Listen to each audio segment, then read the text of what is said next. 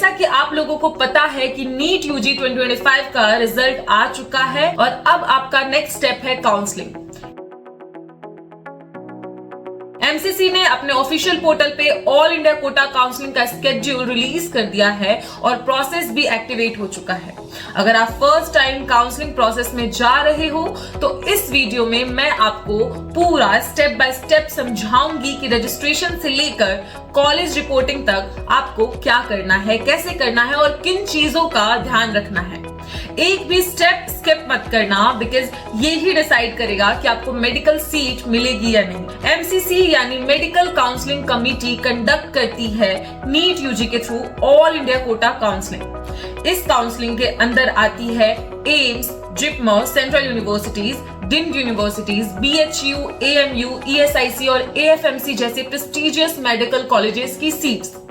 ये counselling 15% all India quota के लिए होती है, जबकि 85% स्टेट कोटा काउंसलिंग अलग अलग स्टेट पोर्टल्स पर होती है। लेटेस्ट काउंसलिंग डेट्स एज पर mcc.nic.in। Round 1 registration and payment 21 July to 28 July till 12 noon। Choice filling 22 July to 28 July till 11:55 p.m. Choice locking 28 July 4 p.m. to 11:55 p.m.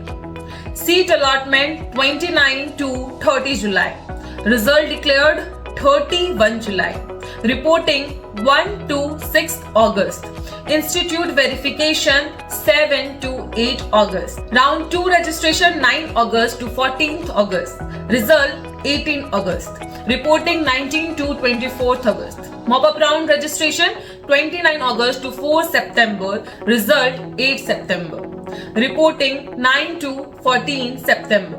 Stray vacancy round registration 16 September to 21 September. Result 25 September और reporting है 26 September to 3 October। और complete जानकारी के लिए आप visit कर सकते हैं mcc.nic.in।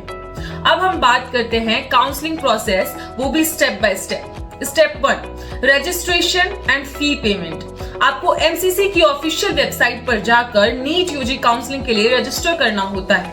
रजिस्ट्रेशन के लिए NEET roll number, application ID और ईमेल या फिर मोबाइल नंबर यूज होता है। रजिस्ट्रेशन के बाद काउंसलिंग फी और सिक्योरिटी फी डिपॉजिट करनी होती है ऑनलाइन मोड में। डीम्ड यूनिवर्सिटी के लिए अलग सिक्योरिटी डिपॉजिट होता है जो रिफंडेबल होता है अगर आप ज्वाइन नहीं करते हैं। नेक्स्ट स्टेप है चॉइस फिलिंग। आपको कोर्सेज और कॉलेजेस के ऑप्शन दिए जाते हैं। यहाँ पे आपको ध्यान से अपने ऑप्शंस को प्रायोरिटी वाइज फिल करना होता है। सबसे इंपॉर्टेंट स्टेप है चॉइस लॉकिंग। एक बार लॉक करने के बाद चेंजेस अलाउड नहीं होते हैं। अगर आप लॉक नहीं करते तो system automatically last field list को लॉक कर देता है। Step 3 seat allotment. एमसीसी आपकी नीट रैंक, कैटेगरी और फील्ड प्रेफरेंसेस के बेसिस पर आपको सीट अलॉट करता है। अगर आपको कोई सीट अलॉट होती है तो आपको एक अलॉटमेंट लेटर मिलता है जिसे डाउनलोड करना होता है और इस अलॉटमेंट लेटर के बेसिस पर आपको अलॉटेड इंस्टीट्यूट में जाके फिजिकली रिपोर्ट करना होता है। नेक्स्ट है रिपोर्टिंग टू अलॉटेड कॉलेज। आपको अलॉटेड मेडिकल इंस्टीट्यूट या कॉलेज में ओरिजिनल डॉक्यूमेंट के साथ पर्सनली रिपोर्ट करना होता है। इंस्टीट्यूट में वेरिफिकेशन होती है और एडमिशन प्रोसेस कंप्लीट किया जाता है। अगर आप रिपोर्ट नहीं करते हैं आपके अलॉटेड सीट पर तो वो सीट कैंसिल हो जाती है और आपका सिक्योरिटी डिपॉजिट भी फॉरफिट हो सकता है। अब हम बात करते हैं इंपॉर्टेंट डॉक्यूमेंट्स की, जैसे NEET UG score card, admit card, class 10th, 11th and 12th marksheet plus passing certificate, government photo ID like Aadhaar card, PAN card और भी कुछ जो आपका हो, category certificate if applicable, PWD certificate if applicable, passport size photographs, provisional allotment letter, counselling fee payment proof, domicile certificate for some quotas. अब मैं बताने जा रही हूँ कुछ लेटेस्ट इंफॉर्मेशन जो आपको पता होनी चाहिए। MCC counselling portal officially live हो चुका है। राउंड 1 का registration, choice filling and locking process भी एक्टिव है। सीट अलॉटमेंट रिजल्ट जल्दी आने वाला है। एएफएमसी कैंडिडेट्स के लिए इंटरव्यू एंड फिजिकल टेस्ट भी होता है। जो लोग अपग्रेड करना चाहते हैं उन्हें पहली वाली सीट पे रिपोर्ट करना जरूरी है। नाउ कुछ काउंसलिंग टिप्स जो आप लोगों के सबसे ज्यादा काम आने वाली है। सिर्फ ऑफिशियल वेबसाइट का यूज करो। पिछले साल के कट ऑफ्स देखते ही प्रेफरेंसेस बनाओ। कॉलेज चूज करते वक्त सिर्फ नाम नहीं, फैकल्टी और इंफ्रास्ट्रक्चर भी देखो।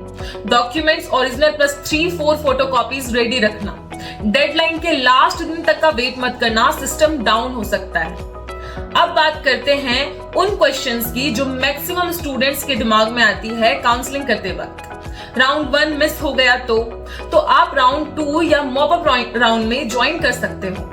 डिम्ड यूनिवर्सिटीज की काउंसलिंग भी एमसीसी करेगा? आंसर है हाँ, उसकी भी काउंसलिंग एमसीसी ही करता है। एएफएमसी का प्रोसेस अलग होता है। हाँ, फिजिकल प्लस इंटरव्यू होता है आफ्टर एमसीसी अलॉटमेंट। क्या कैटेगरी चेंज करना पॉसिबल है? तो आंसर है नहीं, जो नीट फॉर्म में दिया था वही लगेगा। तो स्टूडेंट्स, नीट यूजी के बाद काउंसलिंग प्रोसेस आपकी इंटायर मेडिकल जर्नी के बेस बनता है। एक छोटी सी मिस्टेक आपको ड्रीम सीट से दूर कर सकती है, इसलिए हर स्टेप को केयरफुली प्लान करो। अगर ये वीडियो हेल्पफुल लगी हो तो चैनल को सब्सक्राइब करो। कोई भी गाइडलाइंस चाहिए तो हमारी 24/7 आपको हेल्प मिलेगी।